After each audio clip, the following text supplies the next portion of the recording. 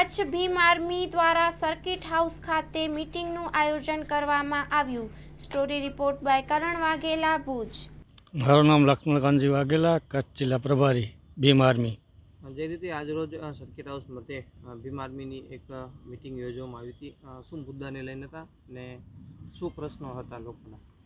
આજરોજ જે સર્કિટ હાઉસમાં મિટિંગ બોલાવવામાં આવી એમાં મુખ્ય હેતુ તો અમારે ભીમ આર્મીના સંગઠનને મજબૂત કરવાનું અને દરેક તાલુકા વાઇઝ આપણે વરણી કરવાની, તાલુકા પ્રમુખો કે ટીમની. અને બીજું, અને આપણે જે અંજાર સરકારી મંડળીની જે જમીન છે એના વિશે ચર્ચા કરવામાં આવી. અને એ જો જમીન સરકાર કદાચ નહીં આપે તો એનું ઉગ્ર આંદોલન ભીમ આર્મી દ્વારા કરવામાં આવશે.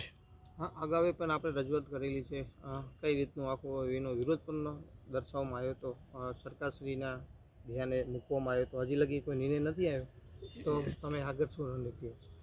જો નિર્ણય નહીં આવે તો અમે ઉગ્ર આંદોલન કરશું અને રસ્તા રોકશું. તો સરકારશ્રીને નમ્ર વિનંતી છે કે જેમ જલ્દી આનું નિવારણ કરવામાં આવે.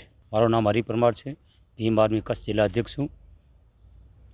જે રીતે વાત કરી, આજે સર્કિટ હાઉસ મધ્યે ભીમ આર્મી દ્વારા એક મિટિંગનું આયોજન કરવામાં આવ્યું હતું.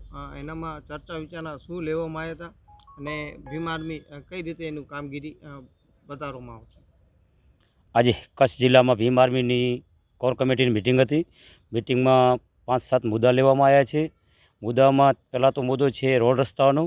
રોડ રસ્તા અત્યારે જે રોડ રસ્તા છેલ્લા 4-5 દિવસથી સરકાર એવું કહે છે કે ભાઈ અમે રોડ રસ્તા તો ટૂંક સમયમાં બનાવશું, ટોલ ટેક્સમાં ફ્રી કર્યા છે. પણ હકીકતે રોડ ટેક્સ ફ્રી કરવાથી રસ્તાનું કોઈ સમારકામ પૂરું થઈ જતું નથી. એના માટે અમે તારીખ 25/9/2025ના રોજ આવેદનપત્ર આપવાના છીએ. ભીમ આર્મીના નામનું આવેદનપત્ર આપશું અને ટૂંક સમયમાં જેટલા રોડ રસ્તા છે એ રોડ રસ્તાનું કામ કેવી રીતે પૂર્ણ થાય એના માટેની લડત લેવાના છીએ.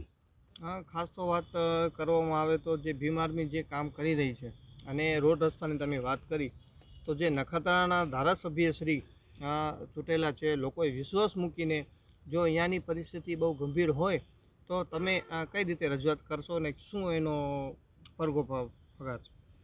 નખત્રાણા હોય કે ભુજ હોય કે અંજાર હોય, કચ્છના કોઈ પણ જિલ્લામાં કોઈ પણ જગ્યાએ રોડ રસ્તા ખરાબ હશે તો સરકારમાં બેઠેલા જે પણ ધારાસભ્ય હોય, સંસદ સભ્ય સાહેબ હોય કે કોઈ પણ હોય, એ લોકોનો અમે એની ઓફિસનો ઘેરાવ કરશું. તત્કાલ ધોરણે એને કામ કરવા માટેને અમે આવેદન આપશું. જો માંગુ સંતોષવામાં નહીં આવે તો ભીમ આર્મી દ્વારા કઈ પ્રકારનો વિરોધ કરવામાં આવશે અને સરકારને કઈ રીતે કામ કરવાની તકેદારી કરવામાં આવશે?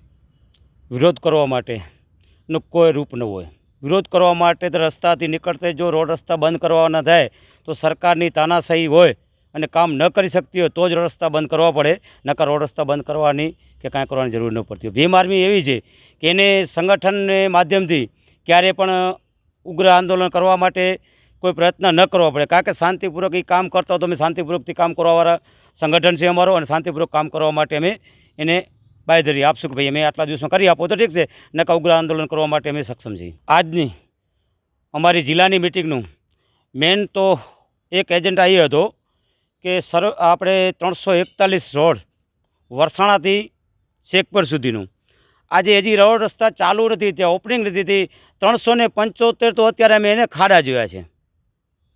તો સરકારને અમારી નમ્ર વિનંતી છે કે રોડ રસ્તા ઓપનિંગ થયાથી પહેલાં રિપેરિંગની એવો કોઈ જીઆર નથી કે રિપેરિંગ કરવા પડે, કારણ કે નબળી ગુણવત્તાના કામ થતા હોય એના કારણથી જ આવી પરિસ્થિતિ બનતી હોય.